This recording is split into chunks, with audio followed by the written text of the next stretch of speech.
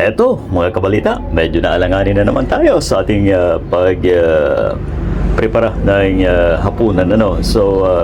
Pumunta po tayo saglit sa ating halamanan at kinuha ang pwede na pak choy o kaya naman ay Chinese petsay ng mga kaibigan. Ito ay simple lamang ang pagprepara, ang pagluto.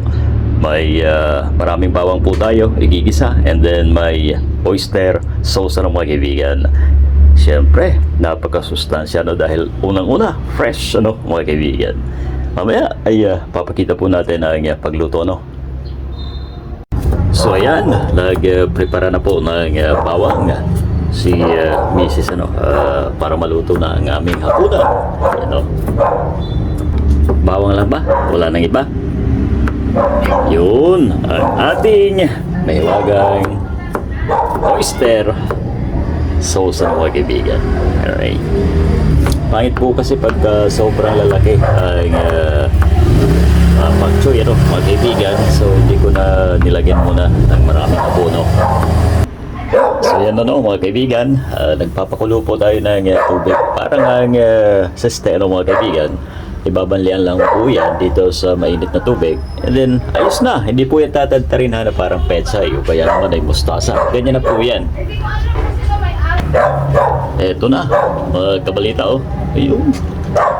Parang, din, yung talbos, ng kamote.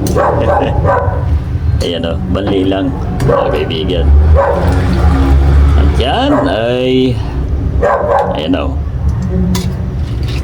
Tapos igigisa po yan pagkatapos niya na mabali ang mainit na tubig ay igigisa na po sa ating oyster mga kaibigan na may maraming bawang. Ayan, masarap, subukan nyo to mga kabalita.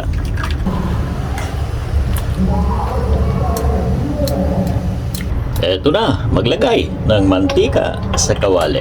Ayan, sakto lang ilagay ang bawang.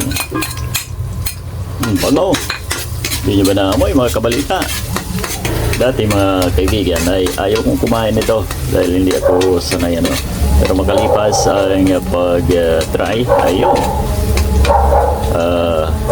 hanap-hanapin nyo po mga kaibigan. Antayin lamang po hanggat siya ay maging golden brown mga kaibigan. Bago ilagay ang gulay. Bago ilagay ang oyster mga kabalita. Ayan na ang oyster.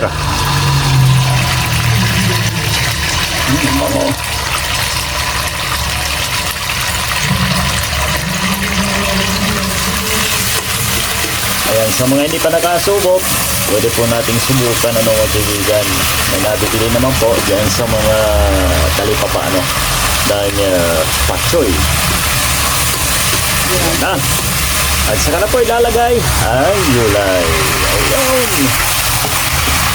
May ilang minuto lamang mga kabalita ay handa na po yan i-serve Ganyan lang po yan. Kakainin na po ng buo na ganyan Kaya mas maganda po pagka hindi po masyadong malalaki ang gulay na pak choy.